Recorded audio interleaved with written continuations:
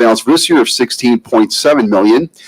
Column 2 is the budget that was adopted on June 26th, which if you look at the bottom for the net surplus shortfall line, it's $2.9 million, the loss that we talked about.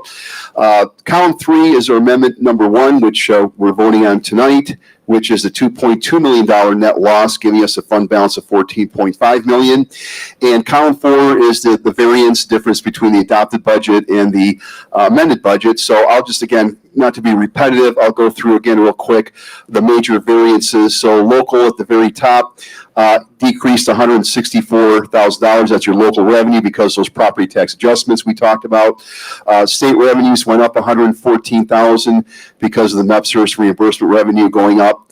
And then on the expenditure side, the major variances, so basic programs and added needs. Basic programs, your teacher's compensation, your sub cost. Added needs would be more of your special education cost. As you see, those went down significantly, and that's because those unfilled vacancies that we talked about. And then under pupil services, which is your social workers, your counselors, health professionals, and therapists, that went up $452,000 because those special education sub costs that I mentioned earlier.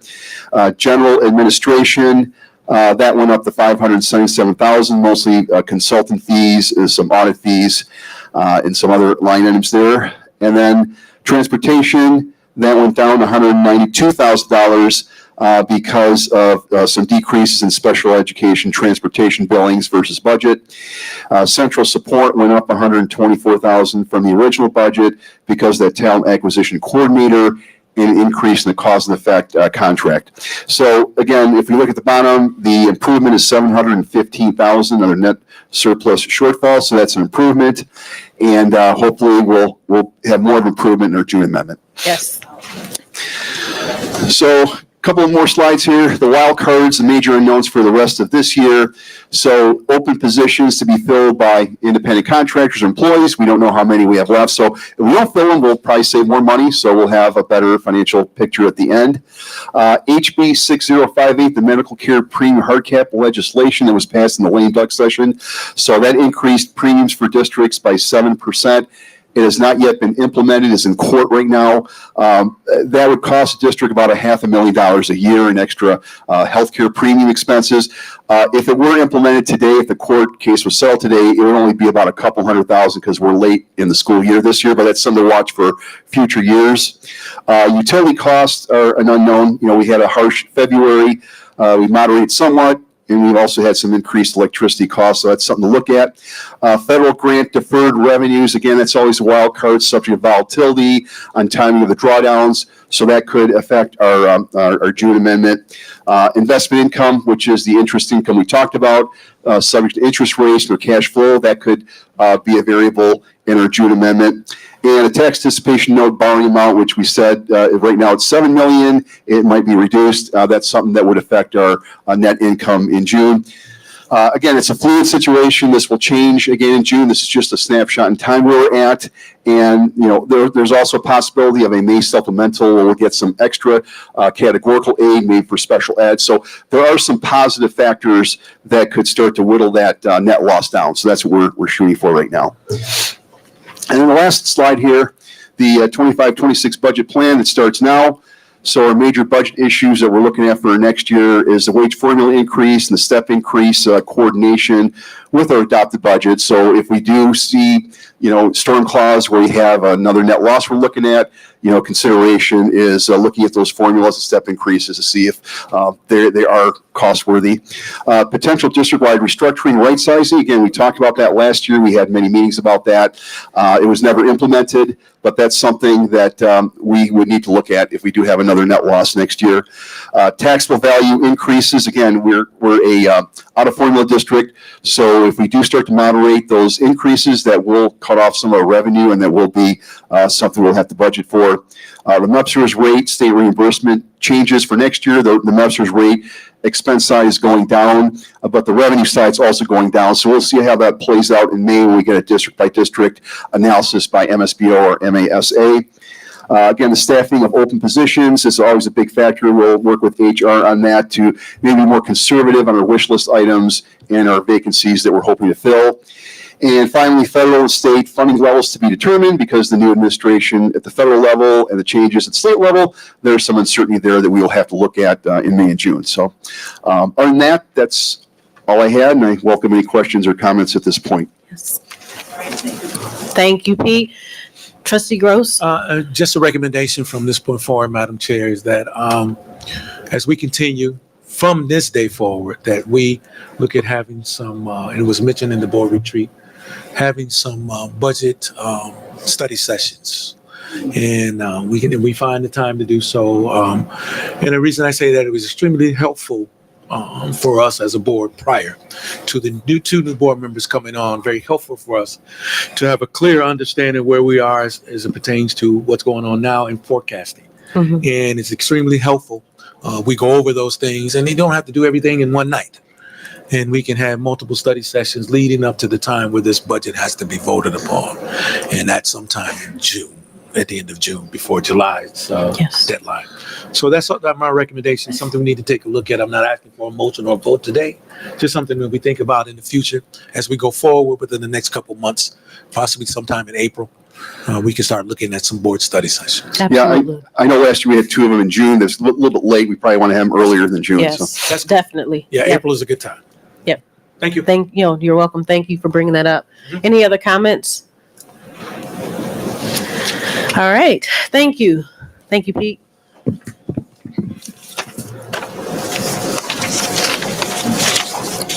The two of me. It's me. All right.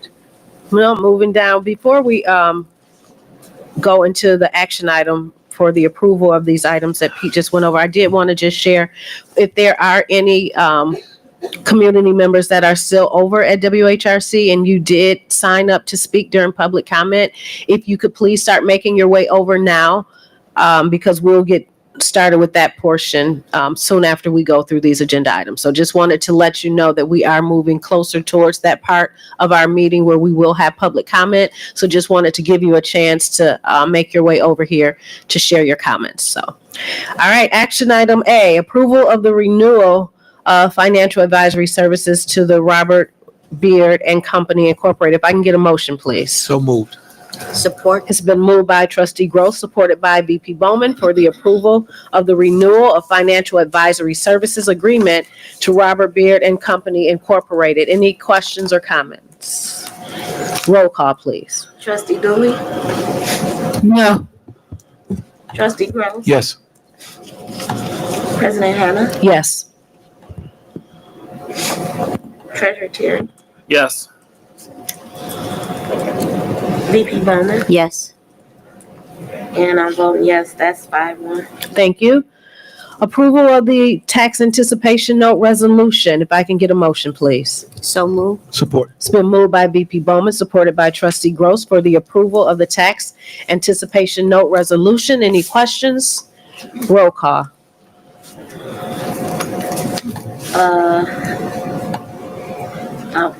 I'm voting yes. Trustee Dooley, Voting no.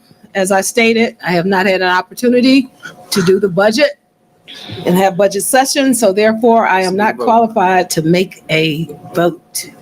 Trustee Gross, Yes. President Hannah, Yes. Treasurer Terry, Yes. VP Bowman. Yes. That passes 5-1. All right, thank you. Approval of authorizing resolution for bond series 3. Can I get a motion, please? So moved. Support's been moved by Trustee Gross, supported by VP Bowman, for the approval of authorizing resolution bond series 3. Any questions? Roll call. Trustee Gross, Yes. President Hannah, Yes. Treasurer Terry, Yes. VP Bowman. Yes. I'm voting yes. Trustee Dooley, No. that passes 5-1. All right, thank you. Approval of the 2024-2025 budget amendment number 1. Can I get a motion, please? So moved. Support. It's been moved by Trustee Gross, supported by VP Bowman, for the approval of the 2024-2025 budget amendment number 1. Any questions? Roll call. President Hannah, Yes. Treasurer Terry, Yes. VP Bowman. Yes. I'm voting yes. Trustee Dooley. No. Trustee Gross. Yes. That passes 5-1. All right, thank you very much. Moving down the agenda for General Counsel Human Resource items. Discussion, Attorney Seegers, the meeting is yours. Good evening. Before you is a proposed tentative agreement with the AFSCME Local 719. It's our food service union. The district and the AFSCME Local 719, the food service union, entered into contract negotiations in the fall of 2024. And after engaging in several sessions, have agreed to the attached document. The attached tentative agreement sets forth the 7.57% increase in pay and step increases for the 2024-2025 school year. It is a recommendation that the Board of Education approve the attached tentative agreement between the district and AFSCME Local 719. All right, thank you, Attorney Seegers. Trustees, any questions? All right, hearing none. Moving down to action item, approval of the proposed tentative agreement with the AFSCME Local 719 Food Service. Can I get a motion? Support. It's been moved by Trustee Dooley, supported by Trustee Gross for the approval of the proposed tentative agreement for the AFSCME Local 719 Food Service. Any questions? Roll call, please. Treasurer Terry. Yes. VP Bowman. Yes. I'm voting yes. Trustee Dooley. Yes. Trustee Gross. Yes. President Hannah. Yes. That passes 6-1. I mean, it's 6-0. Okay. All right. Thank you very much. All right. Now as we move down our agenda, next we have our communications, petitions, and delegations. Pardon me? Yes. And before we move forward to have the delegation, the petitions and everyone come forward, I do want to give a chance for Dr. Leverett again to give her statement, because there were some that were not able to hear it when we first started the meeting. So to make sure that everybody is able to hear, I would like for Dr. Leverett to proceed. Thank you, Dr. Hannah, and good evening, everyone, to all of our listeners near and far. As we've shared over the past few weeks as an administration, it is our duty to evaluate and look at all aspects of our district to ensure that we are growing in the right direction and focusing on our primary goal, which is to increase student achievement. It is also imperative that we stay abreast of the climate of education trends as a whole on a state and national level, including student enrollment. Twice a year, we have the opportunity to present to the board as an administration at our board retreat. These meetings are study sessions and working meetings. They are open meetings. No votes are taken, but rather this is a time for discussion, dialogue, and ideation sessions. It is always the protocol that if there is a major initiative or proposal that we would like to pursue as a district, that we first bring it to the board in this session after initial exploration.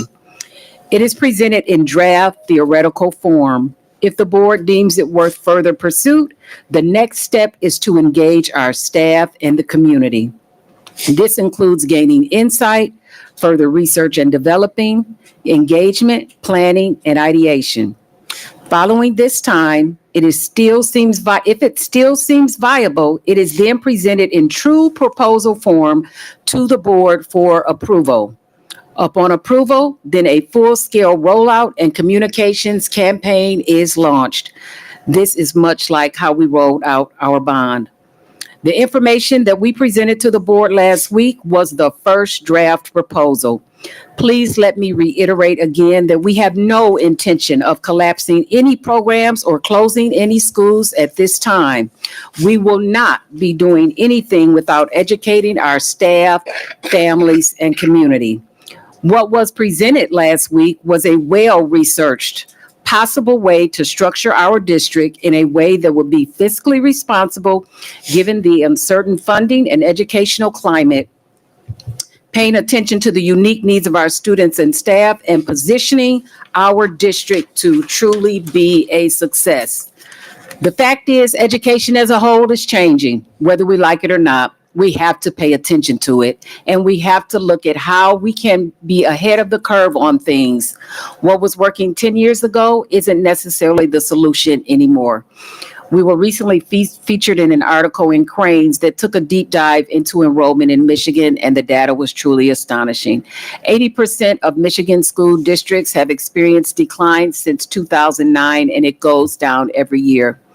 Every year, enrollment is diminishing, and the funding structures haven't changed to accommodate that, which means we have to make changes to adjust accordingly while still serving our students and staff.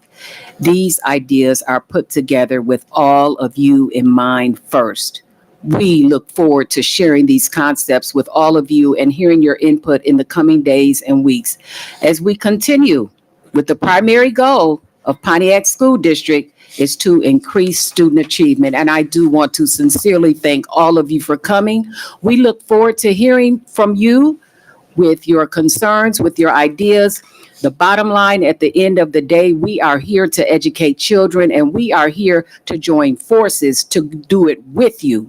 So again, I just appreciate you all for coming. Please stay tuned for additional information that will be forthcoming in the next days and weeks as we move forward to educate all students. Thank you. Great. Thank you, Dr. Leverett. VP Bowman?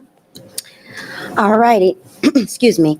Pontiac Board of Education, Communications, Delegations, and Petitions. Your request to address the Pontiac Board of Education for 3 minutes is granted with your commitment that all comments will be delivered with civility and courtesy. My apologies. Failure to do so will forfeit your allotted time. The first person, I'm going to call a few names at a time because we have quite a few. So I'll start with Ms. Tamika Ramsey and Mr. Kermit Williams. Okay, all righty. Well, Autumn Butler,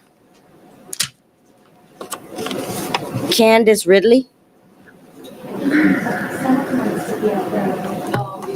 Well, they wrap back around, but it's a lot of people, so I'm just going to, when someone hears their name, Fred McFadden, Terry Covington. We have one right at the podium. Get that one. Good evening. Good evening. And thank you so much for allowing me to speak. I am not a parent of any of the kids that these nice people and teachers are here about. What I want to discuss is what I promised you when I became president of the Pontiac Alumni Foundation.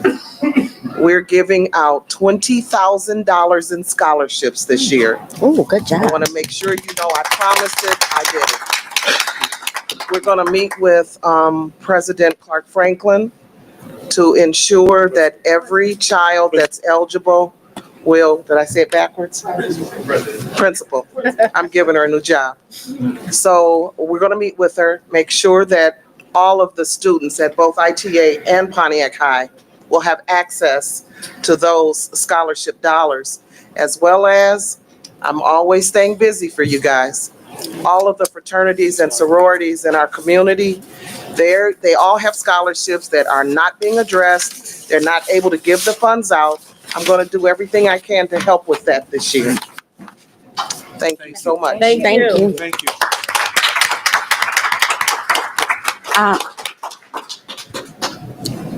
Candace Ridley.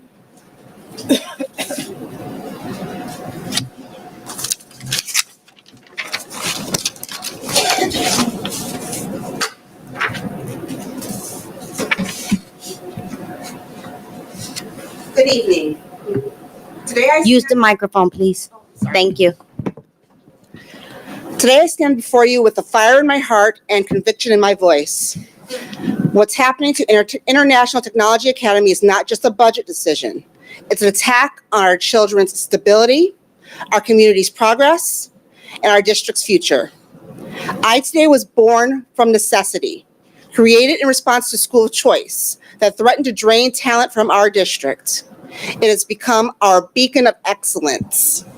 Our Pontiac version of Renaissance High, or CASTEC, is giving our students something precious, pride in their school and belief in their future. And now with the stroke of a pen, this administration wants to destroy it all. Make no mistake, incorporating ITA into Pontiac High School and middle school is not just a merger. It's an erasure of community, an erasure of identity, an erasure of the very stability that our children desperately need. Have we already forgotten what our children have endured these past 5 years? COVID isolation, the struggle of online learning, hybrid schedules that confused and frustrated people, building displacements due to endless renovations. And just when our ITA students finally returned to the building they were promised would be their permanent home, just when they could exhale, they may be uprooted again. How much more disruption can our children bear? The mathematics of this decision is as flawed as its morality. Pontiac School District cannot afford to lose 800 students, not now, not when we're finally starting to see enrollment increase for the first time in a decade. If ITA families leave, and make no mistake, they will, they'll move to Avondale, they'll move to West Bloomfield, to the charter schools that circle our district like vultures. Each student lost is title funding lost, creating a downward spiral that threatens everything we've built. Have we learned nothing from history? Just recently, the news reported the 3 children abandoned by their mother for 5 years. Children who remained undetected because they fell through the cracks by changing schools. With students changing schools every 2 to 3 years, how many more will vanish from our sight? How many more will suffer while we shuffle them from building to building? The tone deafness of this plan is staggering. And what becomes of vacant buildings left behind? They don't just sit empty, they decay. They invite vandalism and vermin. They become blights on neighborhoods, dragging down property values.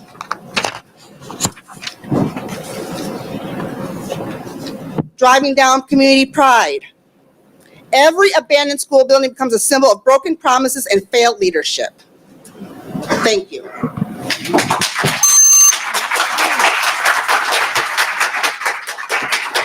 Fred McFadden.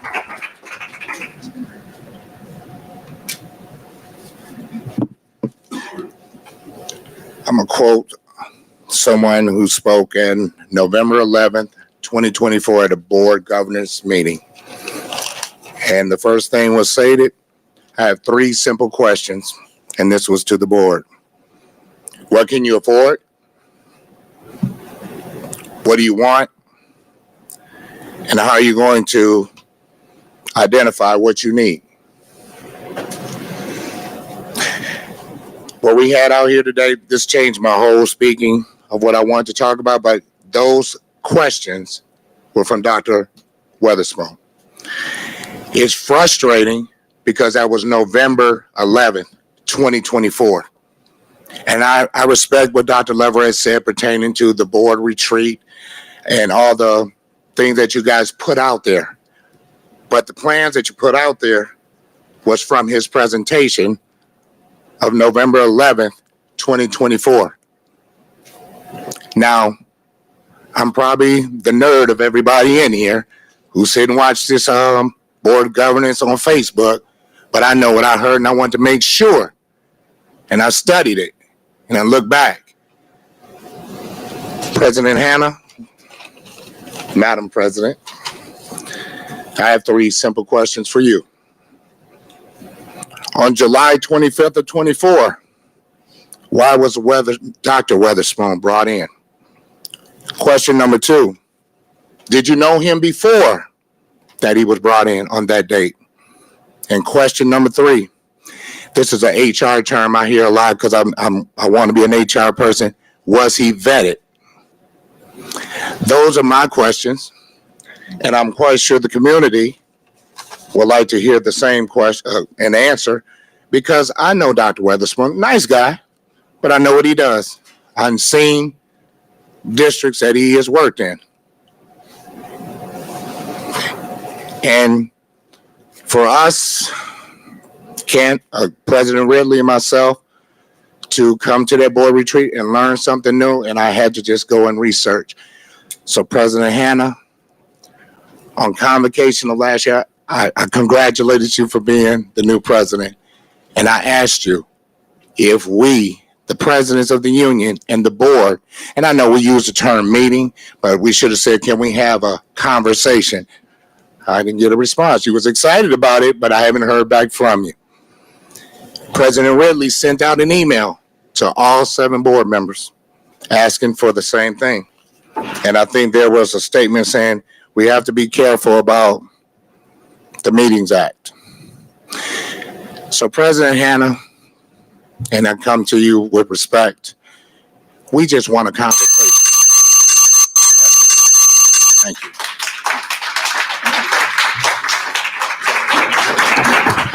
Ebony Sims.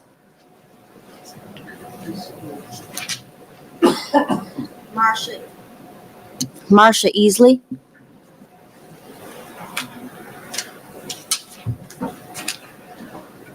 Good evening. I'm Marsha Easley. I'm a lifelong resident of Pontiac. I'm a member of the Pontiac School District. I'm a product of Pontiac Schools, and I'm also the guardian and grandmother of an ITA student, my granddaughter.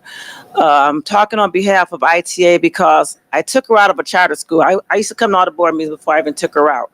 And I seen the thing they were doing at the board, and I was very impressed. So I took her out of charter schools and put her in Pontiac High. I was a little disappointed that it didn't have advanced classes at Pontiac High, so she applied to ITA and got in. Since then, she's been getting straight A's. She's been on National Honor Society. She's been doing very well. She's also a member of the robotics team, which are also an awesome group of students. I was a little disappointed that when they had the National Honor Society inductee event the other day, a few weeks ago, that no one from the board came and said, congratulations to these kids who are actually doing well. So I think it would be a shame if they took these kids out of, I know that you said this was just a formula or it might not even happen, but if they took them out of ITA and put them in Pontiac High, I think that would be a disservice to them because first of all, they have a lot of stuff over there. They have a lot of equipment. They have a teacher over there that I'm sure, I think I'm right on this. She works with those kids on Mondays, Tuesdays, Thursdays from 4:30 to 8 o'clock, on Saturdays from 8 to 8, and she doesn't get paid anything. And these kids have been winning awards forever. They are a great group of kids. They are a big family. I went with them when they did passed out candy out at the M1, and they were just a big family. And I think it would make them all sad. And I think it would not be a good idea to put them over there at the high school. Like I said, I know it's the formula, and I hope it just doesn't happen. And I think it's very good that you hear everybody's opinion, because even though a lot of times I wish we had PTAs and stuff, so you could hear more input from the parents and the students. You got to listen to the students too, because they have, I'm sure, I hope someone get up there and talk today. And I'm not going to say anything else, but thank you for listening to me. Patricia Henderson.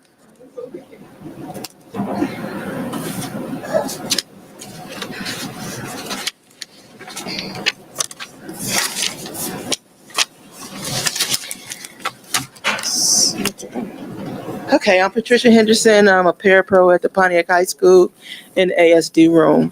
I've been with the district for 23 years. Subbing, reading first, para. My biggest concern is if this happened, of changing the schools to charter schools, it's just something I just can't deal with. I'm in the Grow Your Own program, and I think that's going to affect me if that happens. So I had so much to say before you spoke, because I didn't know what all was going on. I was getting all the other stuff. But again, if we do go that route, I don't like it.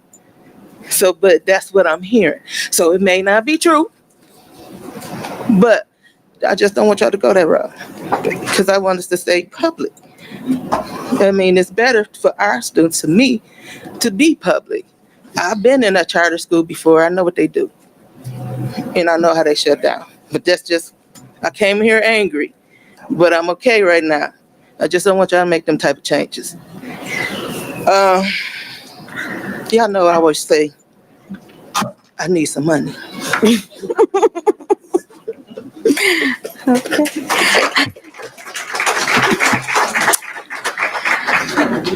I have petition, it's a few names on here and I can't read them unfortunately, so the last name looks like Taylor, maybe this is a Jesus, Santiago. It's about 4 names on here. Okay, there we go. There we go. Woo-hoo! Okay.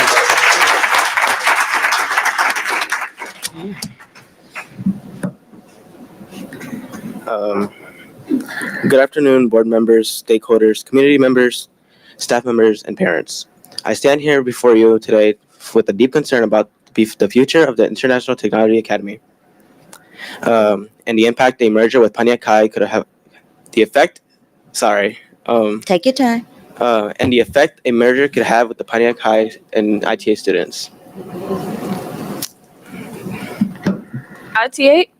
ITA was built as a place where students can receive a high-quality, technology-driven education in a small, focused learning environment. Parents choose ITA because they want their children to be in a school that offers challenging academics, strong college preparation, and a safe, supportive atmosphere where every student is known and valued. If ITA merges with Pontiac High School, many families may decide to leave the district altogether, seeking alternatives that preserve the specialized education they originally signed up for. This could lead to declining enrollment and weaken the very school system this merger is meant to help with.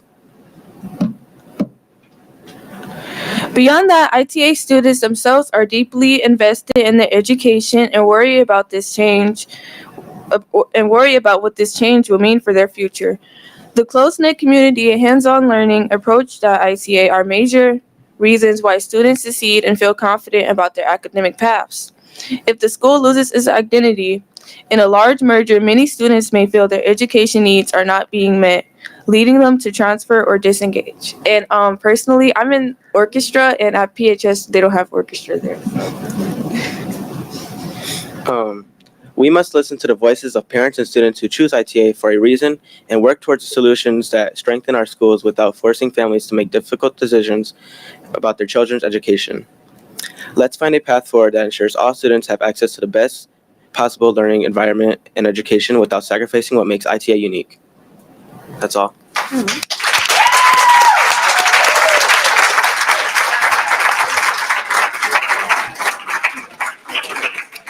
Jasmine D. something. There we go.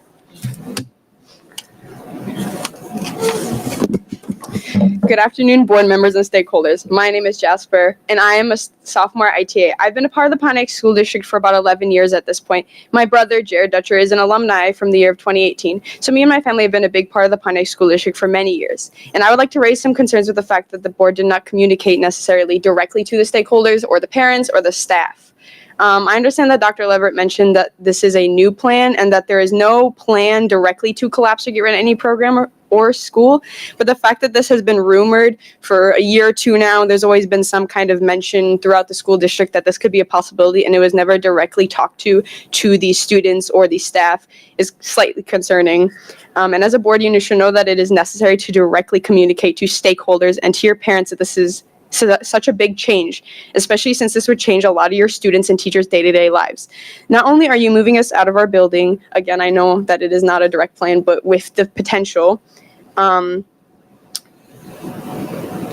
as someone who has been in this program since kindergarten, the school has become a safe space for me, and with how kind and how open the teachers are to making themselves feel trustworthy, and I've made a ton of friends that I've been comfortable and willing enough to help me go through whatever, and it is a very safe space.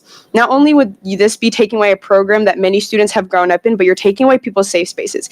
You have the possibility of taking away students' homes away from homes, their only way to feel safe. I know that this statement may not be true for everyone, but I know for at least a handful of students, this has become a place where they prefer to be instead of at their homes. Outside of it being a safe space, the school holds on to the robotics team, and from my own personal experience, a second family to many.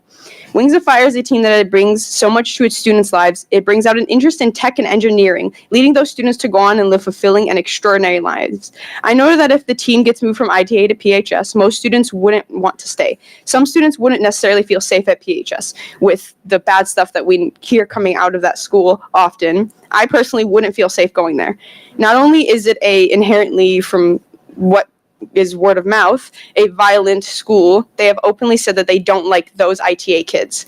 I'm scared that what would happen to I or others who aren't close friends with a PHS student would happen if they went there. So please listen to our pleas and don't disrupt our day-to-day lives or our safety just to restructure the schools. Thank you.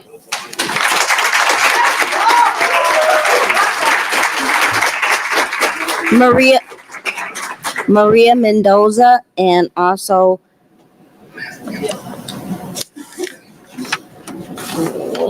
yes,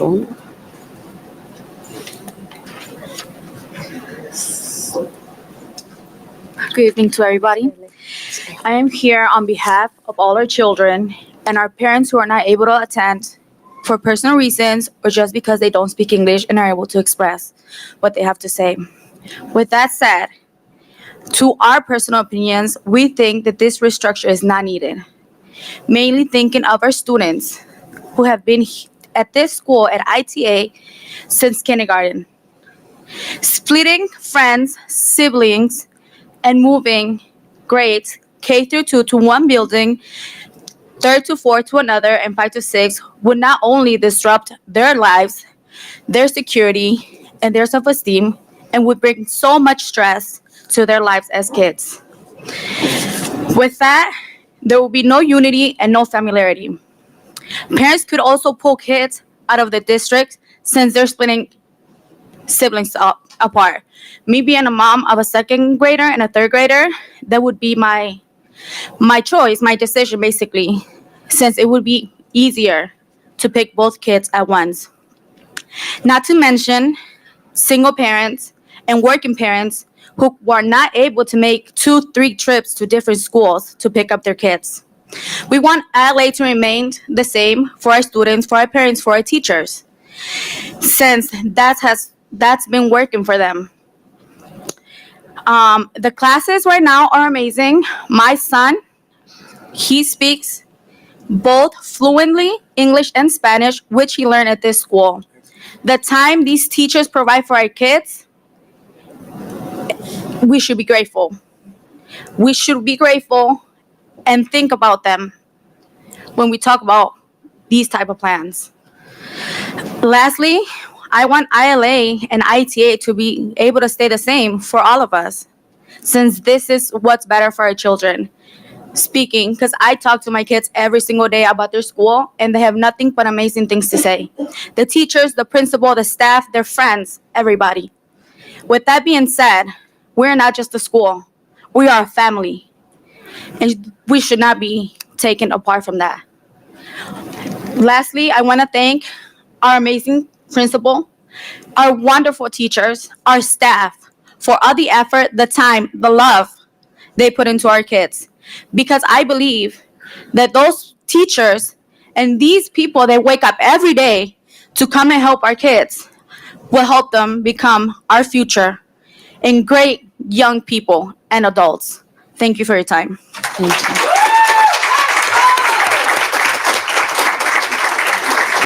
I believe it's Yaslima Braun, and Unique Robinson is next.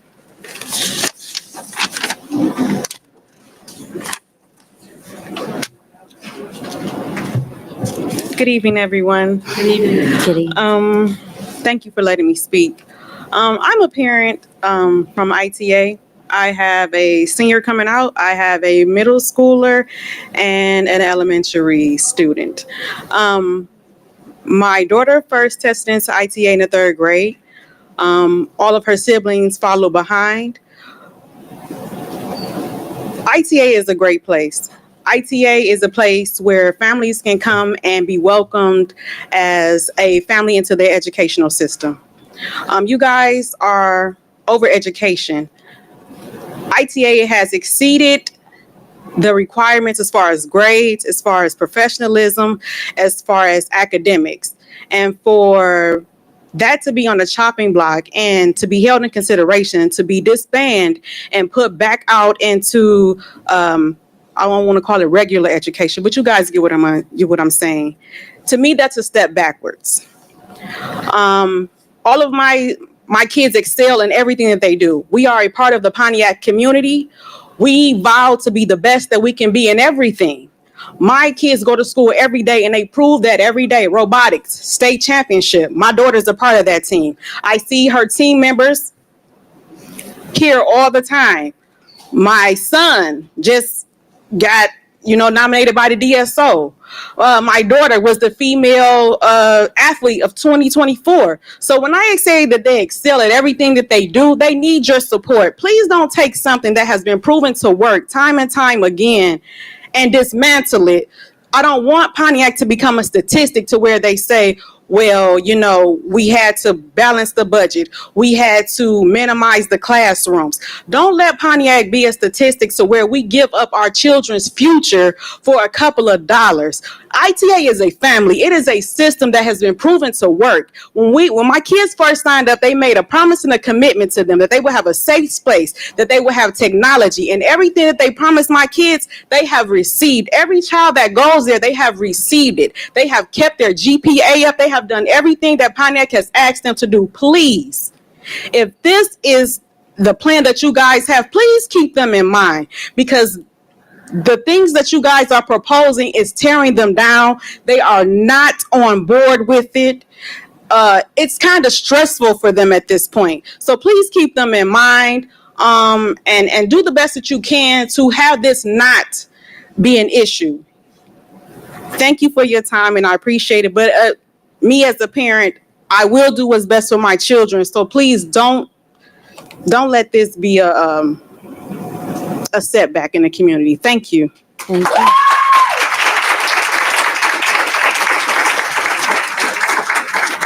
Lena, Lenaihah.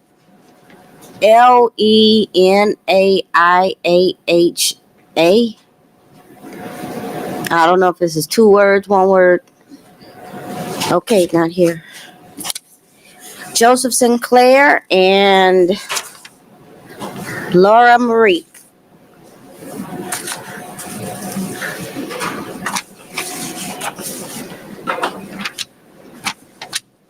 Hello, Hello.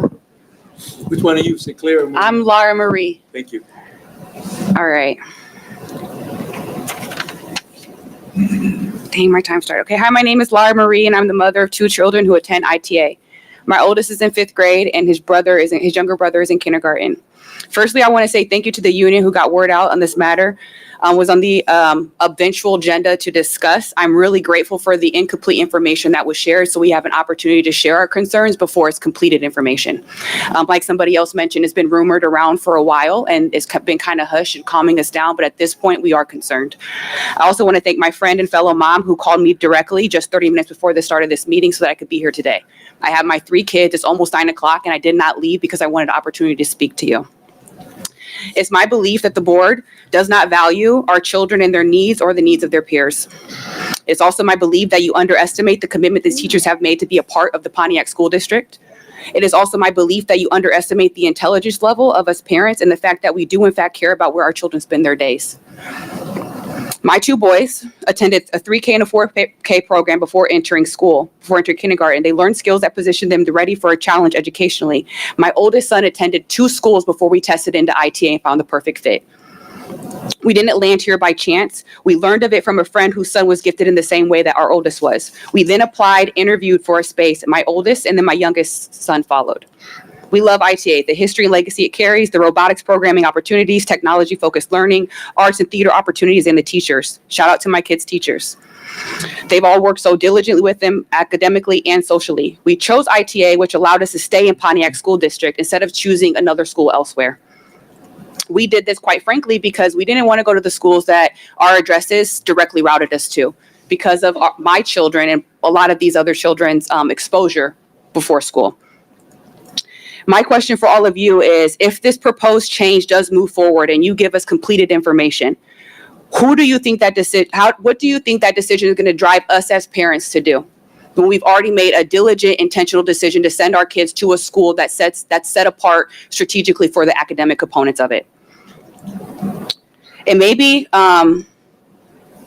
you're relying on the fact that many parents likely don't have the flexibility or ability to choose another school elsewhere. Maybe that's like the back pocket. You likely recognize that many of them are stuck within the confines of what the city offers. So they might not have a car, the gas money, the work schedule, et cetera, to make another school happen. So realistically, they'll be stuck with whatever you propose. Okay, they're just going to have to go with it, and their student won't be challenged. And that just says to me, ultimately, that you don't care. And I think it's also, before I only have 10 seconds left, it's really ironic to me that the phones weren't working today for the district all day either. But have a great day. Thank you.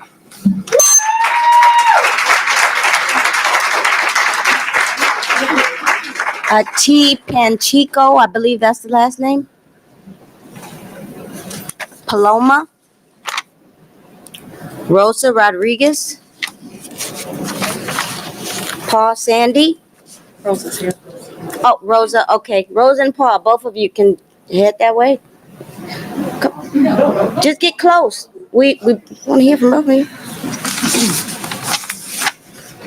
Who's next?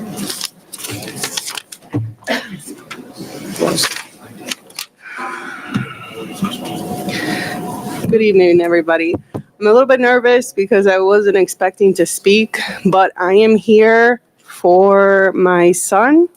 He is an ITA student, and he brought to me a concern Friday. He's like, Mom, something's going on with the school. I'm not really sure. They're saying they're going to merge or close. And I said, okay. He's like, what are you going to do, Mom? So I'm like, let me make some phone calls. Let me see exactly what's going on. Okay. So I called, I spoke with somebody, and they said there was no vote going to happen. This is just, everything would be on a agenda as to what was going to happen. So I'm here listening to everything. And, talking with my son and asking him, what if we were to merge or being that a possibility? And I asked him, what do you think about that? He's like, I don't like that, Mom. And I'm like, why? I was like, well, when you think of Pontiac High School, what do you think? He's like, I think of violence. He's like, I think of drugs. I think of being unsafe. And I said, well, why? And he was in the marching band in middle school. And he said, Mom, I went, I think it was a day that he had to go to the school. And he's like, Mom, I went to that school, and right away there was a fight. It started to, there was a fight that broke out. And I was like, is there no fights that happen at ITA? He's like, no, Mom. He's like, it's a safe place. I feel safe there. And I said, okay. So I'm like I went to Pontiac High School back when it was the Huskies. Okay. So I went there for a year. And hearing my son say that, and it's been a few years, nothing has changed. Because hearing him say that is what I went through in some of the classes. It's not good, in my opinion. And just from hearing him, and then having these students here, having them being passionate to be here. I when I heard that they were going to vote, I thought, well, I'm not going to bring them. I'll just, see, hear, get the information, kind of have a conversation with them. But it's enough to stress him out, and seeing these kids here, it matters. ITA is a school, like the other parent was saying, that we're like a family. These teachers, they do so much, and sometimes they'll text me and they'll tell me, your kid is doing so well. And that makes me so happy inside to hear that. Okay. Thank you. Jose Wabara. Oh, Paul Sandy. Sorry about that. And Jose, you're next. You're on deck. There we go. There we go.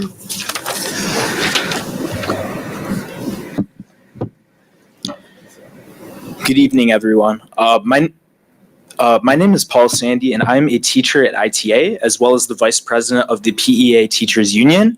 I come to you today wearing both hats. What is the restructuring, and is it already decided? Why is the district restructuring after having positive financial progress and student enrollment? We have fielded questions from dozens and dozens of our staff. These changes would significantly affect every person in the entire school district. And I believe that these changes are far too drastic and will disrupt not only the elementary school communities, as well as ITA and ILA. Is this truly the best way to save money? I want to also speak for the ITA school community. You've seen some of my favorite students and parents and former students. I want to strongly advocate that ITA stays at the WHRC building. We're not only a strong program that routinely sends students to colleges like University of Michigan, Michigan State. We have a culture of project-based learning, but like you've heard, we are a family. We're a community. We care about one another. Our students are hardworking and kind, and our staff has served the district for many years. Our staff has done what we've needed to do. Many teachers took pay freezes for years. Our program for grades 6 through 12 has moved a total of 7 times since 2012. We were told that moving back into the WHRC in 2023 would be our permanent home. If this change happens, it will be my and our 4th building move in 6 years. Please allow us stability and consistency. Listening to our needs will allow the district to retain and recruit high-quality teachers to the Pontiac School District that we know and love, and will allow us to focus on providing a world-class education to the children of Pontiac. Students and families deserve to be a part of the decision-making process of our school district. We will only make this district better together. Thank you. Thank you.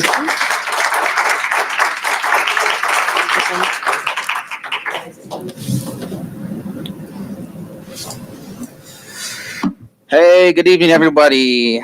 Happy Monday. It is a Monday. Alrighty. As an International Technology Academy alumnus and part of its one of its founding classes, I feel compelled to share my perspective on what ITA meant to me, to my peers, and to many families who, like mine, saw a reason to stay in the school district. ITA was originally supposed to be an international baccalaureate school, and while that never materialized, the staff still held themselves to IB level standards. Teachers like Ms. Bernard collaborated with other teachers in a weekly to refine instruction.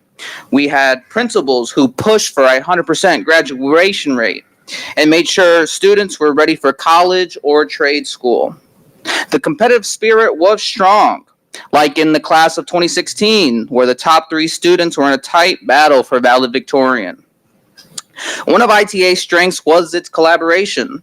During the first week of school, projects were assigned where every class played a role, reinforcing teamwork and critical thinking. ITA gave students confidence in their futures. It made me believe that I could be president one day. I understand concerns about ITA students lacking access to programs at the Pontiac High due to transportation. Transportation was never an issue for OTEC, the nursing program, or early college. If access is the problem, why not address transportation instead of dismantling ITA? Neighboring cities like Waterford have multiple high schools. With a $100 million budget, why can't Pontiac? Families who feel options are being taken away will leave the district and potentially leave for charter schools. Even the ITA Hall of Fame doesn't fully reflect the students of our alumni, the success of our alumni, many of who have gone on to achieve great things. Instead of breaking ITA apart, we should be rebuilding the culture that makes ITA so great.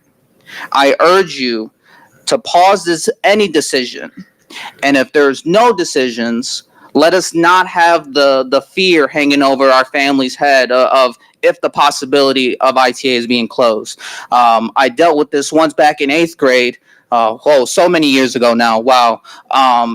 And with that, I kept fighting then. I'm going to fight now because I have a little sister. I have nieces and nephews who are here at ITA, believing it sets them on a high pedestal. So thank you so much for your time and consideration. Charmaine Gonzalez and Jorge Orta.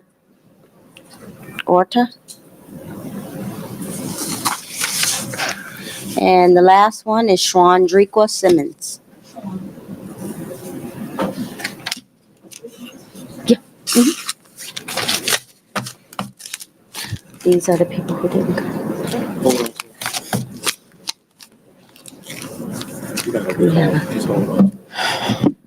Good evening. I am Attorney Chandrika Simmons. I came here because I need bike racks. I need bike racks at ITA and I need bike racks at PHS. The brothers brought the break and we need bike racks. We used to have them at ITA. We don't have them. Daryl says he's going to handle it. I just want to let you know that's why I came here. Okay. And then Trustee Dooley, you doing that. You look amazing.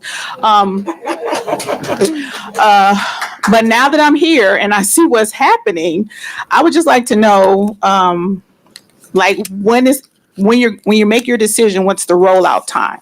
Because everybody has told you that people will flee the district and all those good things. I'm here to let you know I'm not putting my kids in a charter school, but my child who goes to ITA will not be going to Pontiac High, and I will be homeschooling her. But I'm in a better position than most to be able to do that. I have an office. I'll turn it back into the virtual learning that we had during COVID, and hopefully she'll graduate early, would help me out a whole lot. But everybody doesn't have that option. But I deal enough with the drama that comes with PHS when she has to go over there for sports and training, and I'm not going to deal with that on a regular, continuous basis every day. People have came up here and told you that ITA is a safe place. It is. When my kids were at Alcott, West Bloomfield, and somebody spoke about it coming poaching the kids here, they came to Alcott to take my kids because my kids are very bright. And they recruited me and said, we got this STEAM program. We're going to put your kids in this and da da da da da da da. And I put my kids over in West Bloomfield, and I just didn't like the dynamics of it. And I don't think I should put my kids in a district where I don't pay taxes. I live here. I work here. I want to put my kids in a school district what I pay for. All the millages that you're passing that I'm paying for with my dollars. So I figured I need to take advantage of that and do what's best. And so I was grateful that ITA was an option for them. And they very much succeeded in this. For those who don't know, my last child, not the last one, but the next to last one, she got the most scholarships ever in the school district. She got accepted to 4 Ivy League schools. And she's currently at Swarthmore College right now. And we chose the smaller school because that's what she was used to at ITA. Something smaller where she can build her tribe and she can excel. And so you have a good thing here. Keep that in mind. I understand the logistics of it, the buses, the different buildings, all the issues that are happening. But I want you to keep in mind that you have a gym here, that you might want to keep it because it's a beacon of light for us to come here and patronize this district and utilize the services. And thank you so much. That concludes our petitions and comments. All right, thank you very much. And thank you to everybody for sharing your views and your comments with us. We really do appreciate it. I would like to continue with our agenda and Jolie Greer, so she filled out. What's the name? Jolie Greer. I'm Alexis. I gave the security guard ticket. We came and read it better. Say, what's your name again? My name's Alexis. And Greer? It's not gonna look like it. Let her go. Okay, just go ahead and have your 3 minutes. All right. And whoever's next who didn't, thank you. Oh, I'm sorry. I promise you I submitted it like first. And I didn't mean to be one of the only people not talking about ILA, ITA. I just wanted to make sure that somebody mentions the future of the special ed department. My name's Alexis Hike. I have been a special ed teacher in this district for 5 years. I moved here specifically to teach here. Across the country, it was a whole thing. I saw the potential and I still see the potential. I know that there's a lot of emotions tonight. I understand that the average person doesn't know much about special ed. I get that. We're kind of only mentioned if something goes horribly wrong. I get that.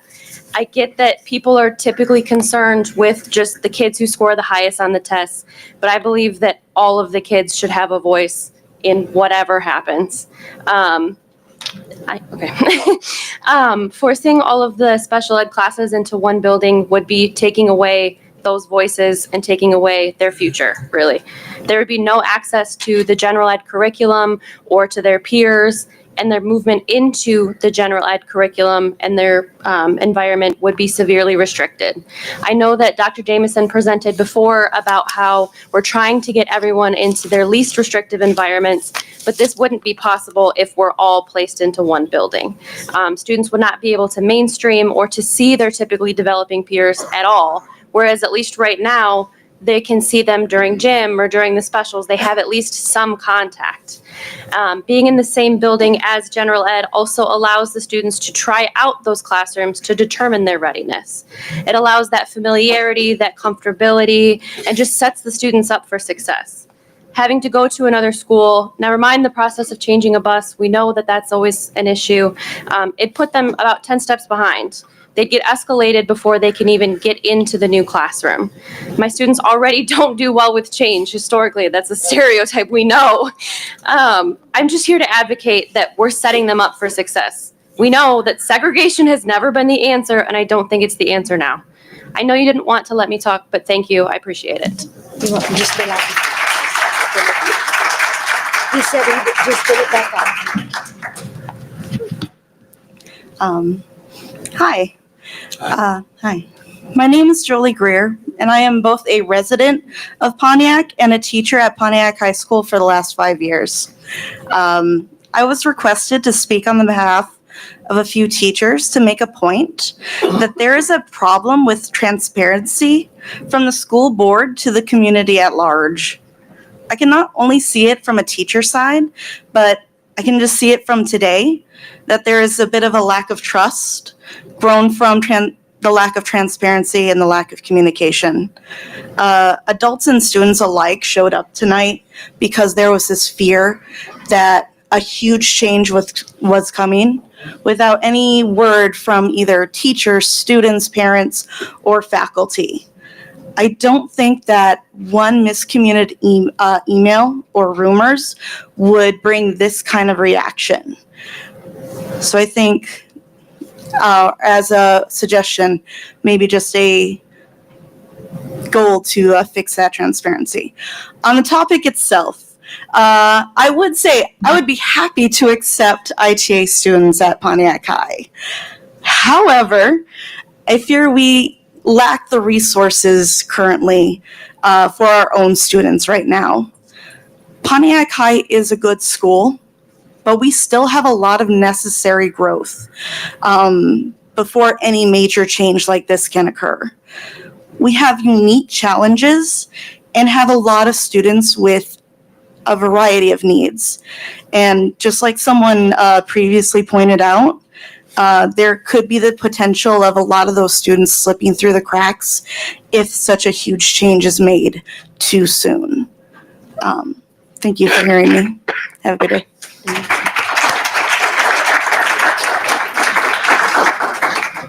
All right. Thank you very much. All right, now we're going to move on down to board comments and announcements, and we'll start over to my left. Trustee Dooley, we'll start with you. Well, thank you, each and every one of you that came out tonight. Like to see you back on a regular. Know that your voices are being heard. I agree with transparency and accountability to be at the forefront of our mission. You do have a voice at the table, all educational stakeholders, whether you are internal public or external public. You are welcome.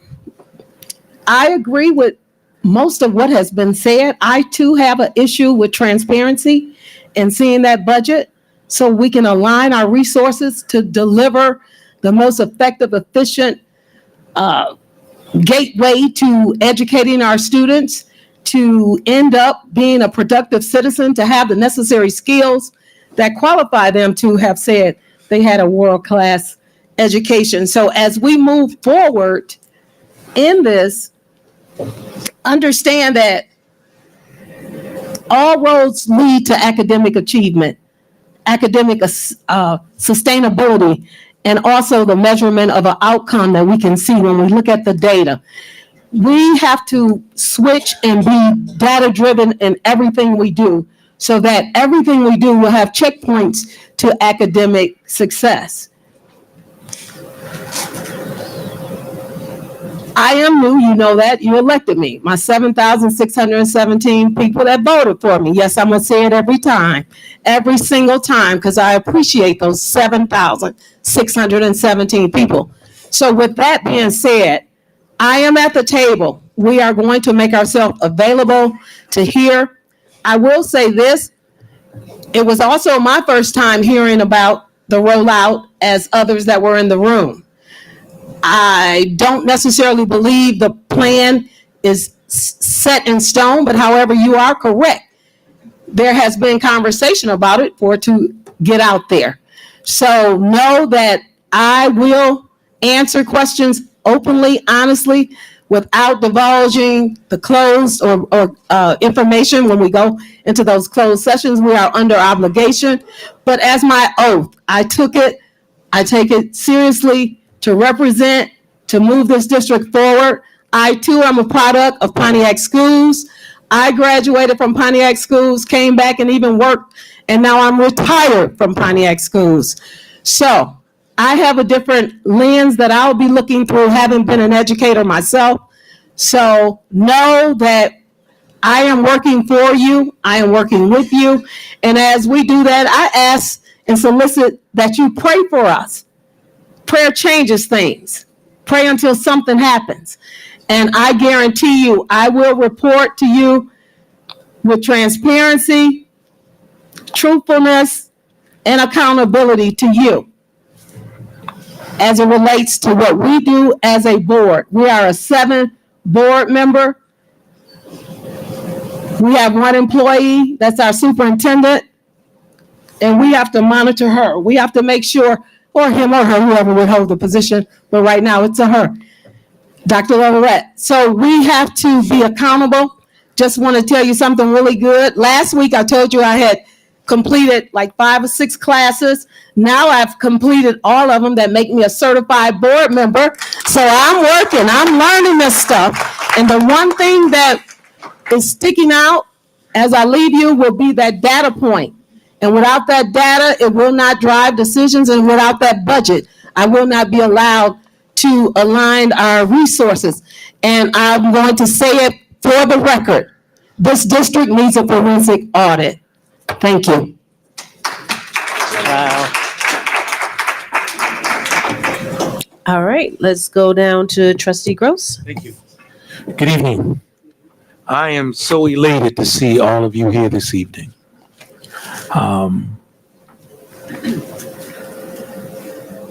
Not under these circumstances, but I am so glad because what it shows is your commitment to this district and how important it is to you. And I appreciate each and every one of you, including our children. As the longest tenured board member right now, I had the opportunity to sit through some years of when schools were being not all, and actually a vote to close. It was extremely difficult. So I learned from that experience. So I'm not going to say too much about, exactly what was said at the retreat or what was done. The superintendent, our employee, interim superintendent has made it clear where we stand. A lot of this was taken by surprise because I've not heard of changing this district into a charter and wow. So a lot of things that you guys talked about tonight, we just heard as well. But I have some guarantees. Because of how important you are and our children are, there's not going to be anything done within this district when we don't speak to our stakeholders. That's our parents, our teachers. We're not going to do that. We learned from that era way back when we closed several schools because of changes. I'm also a little hurt when we began to discuss our children that are also part of this district when we talk about our high school, and as if we have murderers and drug addicts and dope heads and everybody at the high school. And I don't know where that's coming from, because we don't have that. So we are concerned about safety, not just at ITA, but throughout this district. So the mom who said her son is concerned that he's going to go over there, and I don't know if she used the word shot or whatever, but drugs and this or that, that's not true. That is not true. We are concerned about all of our children. And the parent that says, you know, this board really don't care about, you know, their child or this or that. Listen, I'm thinking this, aren't we the board for the students at ITA too? Aren't we? So, I mean, is ITA ran by Rochester or Lake Orion, or I thought that was part of our concern too. So we care just as much for ITA as we do for every child in this district. So when a parent says that their child can't sleep at night because they're concerned that they're going to go over to a high school where their life is going to be in danger, wow. Wow. That means to me that we have to change how we communicate what we're doing. We have to change that, because I remember coming onto the board in 2020, and we were on Channel 4 and 7 and Fox News and stuff because of all the things that were going on in the district. And we haven't been on the news in over 4.5 years because we made it a point. I remember when we were talked about in the Pontiac School District, and I was here when we implemented the metal detectors, and we were treating the school district like it was a prison. But now, because times have changed and schools are dangerous, and now we're getting calls from other school districts on how did you guys implement this stuff, and we want to do what you do. So before you make a judgment about our students, you can say what you want about me. I'm okay with that. Say what you want. But when you make blanket statements that our children are dangerous, dealing drugs, and they're all part of the same school district, I don't think that's right. I don't think that's okay. Because ITA, PHS, Alcott, those are just names. But every building has our students. Remember that. Remember that. You're talking about our children. And ITA kids ain't no different than Pontiac High. So don't do that. You can talk about us, come in and comment everything you want, but please don't put down our children to make your point here. That's not fair, and that's not right. God bless. Thank you, Trustee Gross. Secretary Davis Smith. Good evening, everyone. Thank you so much for coming out tonight. I'm happy to see you guys, just like Trustee Gross said, just not on these terms. But almost after every board meeting, I say the same thing, that our kids need our families and community to help with their education. Because like a parent said tonight, that every parent don't have the luxury of being home with their children because they have to be at work. And so I'm glad to see you guys. I was happy to hear how you guys feel that y'all are family, because that's how I feel as well. I was born and raised here. This is where my kids graduated from. This is where my family still is. I have a niece at ITA. My nephew was one of the first ones to be at ITA and graduate from ITA. And so it's just, I'm happy to see you guys, but I want you guys to continue to come out and to also help with our kids. We need help with volunteers. We need help with tutoring and things of that nature. Just me as a board member going into the different schools, helping out. At times, I see the challenges that our teachers have. And I always support you guys, because I said, if the teachers and staff isn't well, then they can't be well enough to help our students. If our parents aren't well, then they're not good enough to help to support their children and their education and things. But if we all work together, I believe that our kids will be stronger, healthier, and have a quality education. I'm not feeling well, so it's hard for me to talk. So I just want you guys for us to just stick together and have for us to have a community, families, everybody to come together for our children. And I'm glad so many people came out for our kids tonight. We haven't made no decisions on closing any schools or anything like that. And that's not something that I favor nowhere, because this is where I'm from and I want it to thrive, and for us to get more buildings and build brand new buildings for our children. I want my grandkids, whenever they come, they taking all day, but I want them to have a safe and quality education as well, and have the fun that we had growing up in the district. I have nothing but great memories growing up here, and a lot of you guys, I remember being in school with me. So have a good night, everybody, and just, we got to come together as our city and our parents and our children. And I pray that our children come more to the board meetings and speak out. We're making decisions on them, and I feel that they should be a part of this decision making that we're making for them. Have a good night. Thank you, Secretary Davis Smith. Treasurer Terry. Where to start? Good evening, everyone. Thank you for all coming out. I know some have left out just due to circumstances.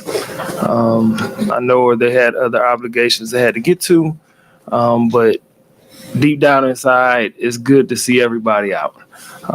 We had parents, students, teachers, some higher ups inside also speaking out regarding this potential plan that's still being developed.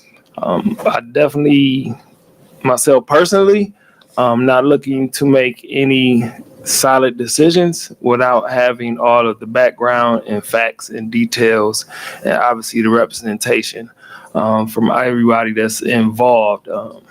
So for the ones that are here, I appreciate your feedback. Obviously, I know there's a bigger community.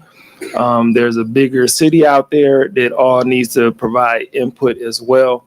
If that change even was to, I guess you want to say, evolve. This was the very beginning, a proposal, nothing put in stone, but it got put out to the public that, hey, we're making changes to this, we're making changes to this, and that is not the case. But I appreciate you guys all coming out, the ones that are on live, watching as well, just to have a better understanding on where we are as a district and where we are as administration. And I appreciate it. The comments we received, touching. I would say touching. Touching. Just due to the fact of some of the things that I've heard is kind of disturbing and also heartbreaking. Me personally, I look at the city of Pontiac as one. I don't like to separate my kids. If one person has a kid, we all have a kid.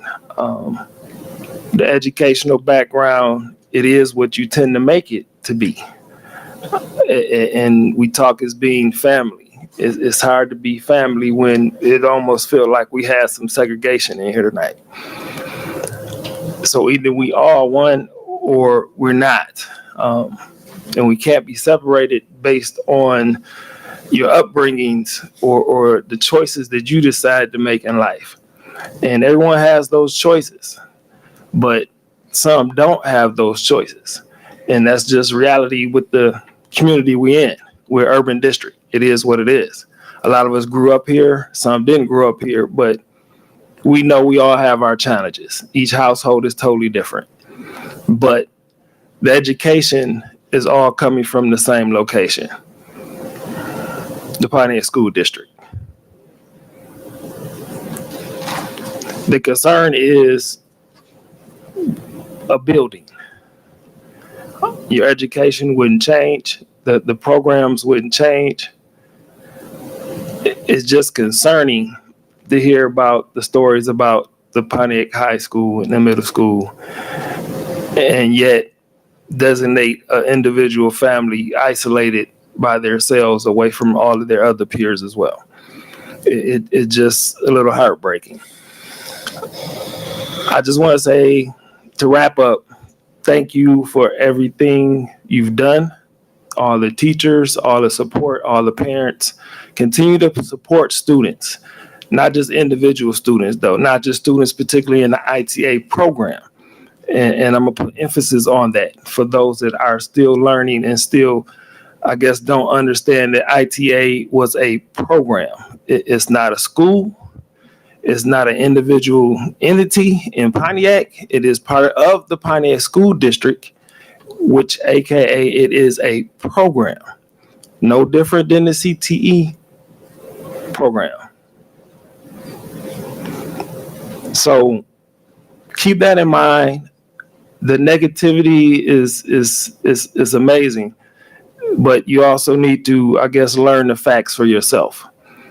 If you're hearing these stories, don't jump on the bandwagon without probably having some validation, because you spread the word, and this is the city you live in that talks about you as well. It talks about you. I know my time is up. Thank you for coming out. I appreciate all of the support, and hopefully moving forward as we continue to grow together, we get the same type of support and enthusiasm to come out and show what the community and the district really wants. Thank you. Thank you, Treasurer Terry. VP Bowman. Good evening, everyone. Thank you all for coming out. For the students, thank you so much for speaking up on how you feel about the space where you learn. As far as the parents, we do understand concerns, but we want you to know that we're not just sitting up here as people who don't know the community we serve. We are very well aware of the community we serve. We're proud of the community we serve. We're of service to you all. You all elected us and put us in these positions to serve you all. Give us an opportunity to do that. When it comes down to making sure that needs are met, as a Pontiac School Board member, we focus on the whole child. We don't just focus on bits and pieces and parts. We focus on the whole child. But ultimately, we have to work together because we are a community. It's not you over there and me over here. We have to work collectively together. Because as we know, and as it was shared and stated a few times, oftentimes, amongst the shuffle, children get lost. And the most heartbreaking thing that we've all heard recently of 3 children that got lost in the shuffle. We have to continue to realize that ITA is not a separate entity. Pontiac High we are all one family. We must work together. We must continue to work together because at the end of the day, not one person can do it alone. I am one vote on this board, but it takes the 7 of us. Trustee Miller? Okay, it takes the 7 of us to get this thing done. We are all here working for you. I know at least 6 of us here are products of Pontiac, born and raised and educated right here in Pontiac, Michigan. We are not trying to gut this district because it's a reflection of us. And I'll be remiss if I sit and not speak on the last 6 years that I've served as a board member. I've seen when I came into this district, we were in a deficit. We are no longer in that deficit. I know that you all speak in regards to the buildings, that you all may have been shuffled around, but because of the bond and millage that has passed, each and every building where our children go has been touched. I do recall that the board members, at least 5 of us up here, sorry, Trustee Dooley, you weren't on board yet, but the retention pay that we voted to give to our teachers because we wanted to say, thank you all, we appreciate you all for standing in the gap for our students. 4 times. 4 times. Thank you. We get criticized often. We got criticized about our stipends, our pay. Those of you who show up daily, you get a paycheck. We don't. We are 365 days a year a board member. Somebody call on a Sunday, I can't say, well, I don't want to talk right now. Nope. Somebody call at midnight, I can't say no. Because why? I was elected to do a job and I do it well. In spite of the misgivings that this district have, no, we are not perfect. But as we continue to grow and thrive and rise because we are the Phoenix, we have to acknowledge that we are one community, and we need to continue to work together. Without togetherness, we're nothing. We can't grow. We can't elevate. We can't edify. We need to continue to work together and grow as a community. And we need to be good stewards of our dollar. We need to be good stewards of how we even carry ourselves because our children are looking at us. Yes, we can get upset and flip out all we want, but at the end of the day, we want our children to sit in the class and be mindful and behave and be respectful and decent. So as adults, let's all do that to one another. So let's start by being decent and compassionate and caring about one another. We are a family. In spite of what all you may think, whatever goes on at Pontiac High, whatever goes on at ITA, we are all the same. We come from the same pot right here in Pontiac, Michigan.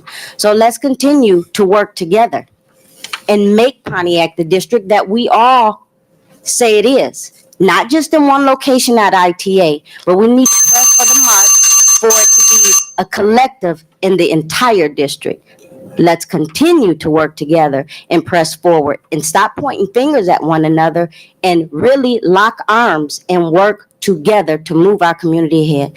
Thank you all for coming, and I hope this is not your last time. This should not be the first time or the last time that you all come sit in these seats because we need you. We can't, you all trust in us to make these decisions. Come let your voices be heard, but not only when you think it's a detriment. Come join us weekly because we need you. Thank you. Have a good night. Thank you. All right, a couple of announcements that I need to make before I forget. And one is regarding our summer school. Announcement dates are June 30th through July 24th, 2025. We will be having summer school Monday through Thursday at Whitman Pre-K and Elementary, and then at the Pontiac Middle School, which is for our middle and high school. Project Excel is offered at all levels, and we will be providing a QR code soon so that you can register. The other announcement I wanted to make is to remind everybody that March is Reading Month, and I want to give a shout out to Dr. Kavanaugh, Ms. Shields, Chauncey and the other staffs at Kennedy Owen School. I had the privilege of going over and sharing with the students at Kennedy Owen, and they were phenomenal. So thank you, Ms. Shields. I'm glad you're still here, as well as the staff at Kennedy Owen for inviting me over. And so I also encourage all of you to take time this month during reading month to read to a child and even volunteer at our schools to read to a student. And as it relates to the conversations and the comments that all of my trustees have had, I too am appreciative of you all being here. I said that at the very beginning and I meant it.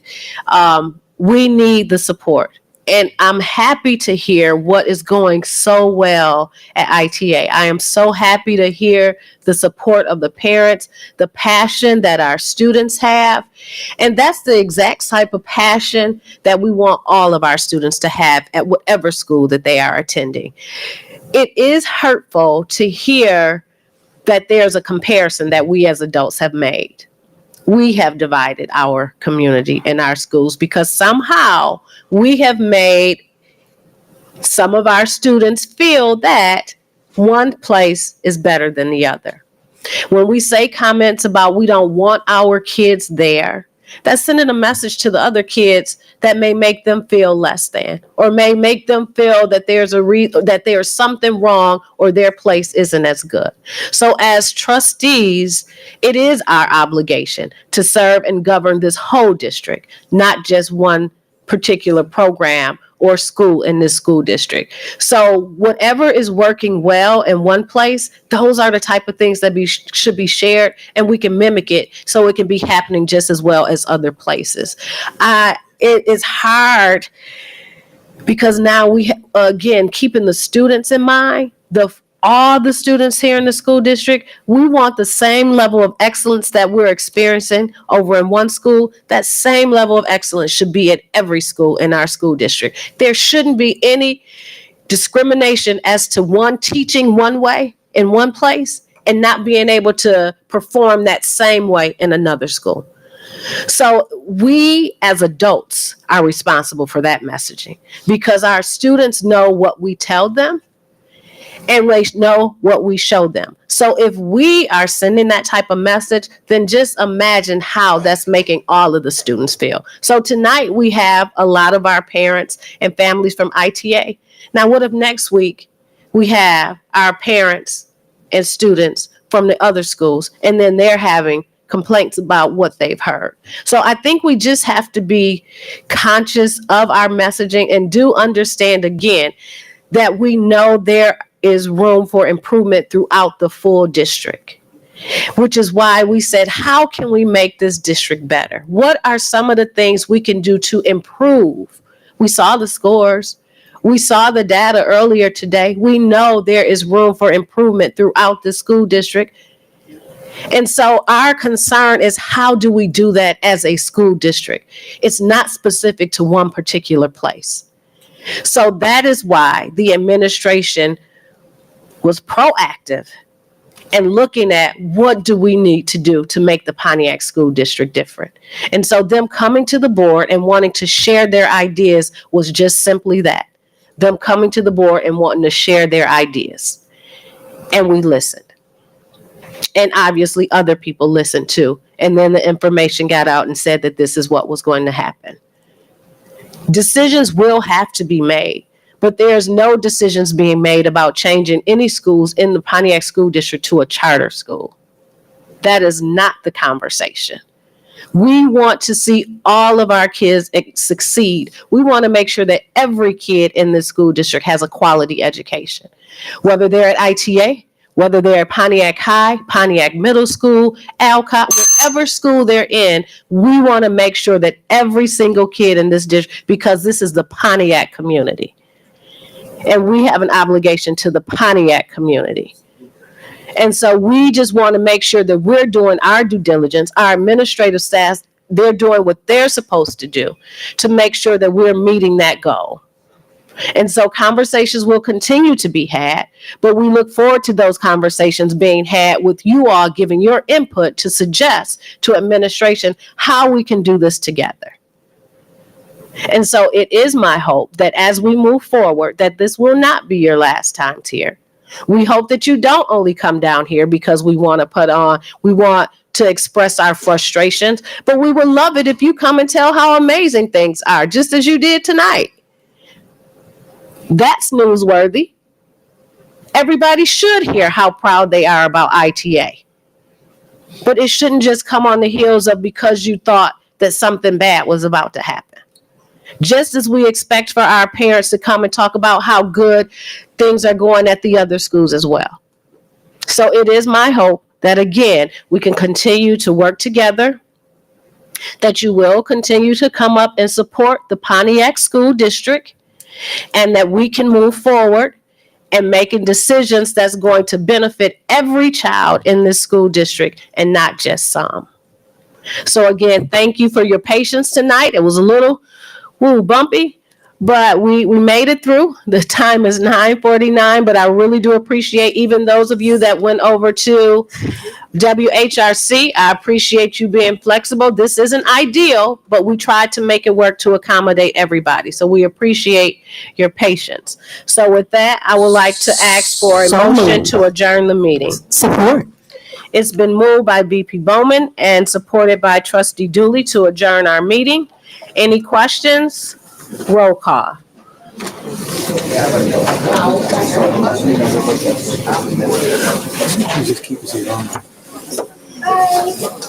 Secretary David Smith.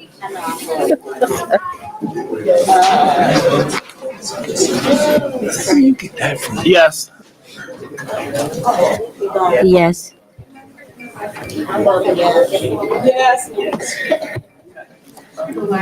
Yes. Thank you. Yes. Thank you. The meeting is now adjourned at 9:50 p.m. Have a good night.